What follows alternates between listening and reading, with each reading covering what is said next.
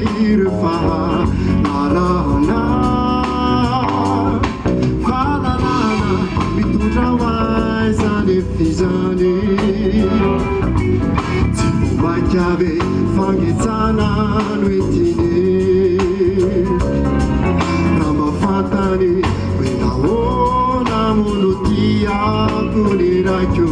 tsy zany tsony anamaro amarany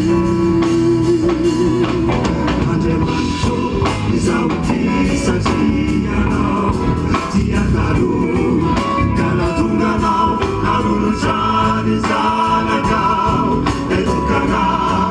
zay nanavitra iaiko tsy hita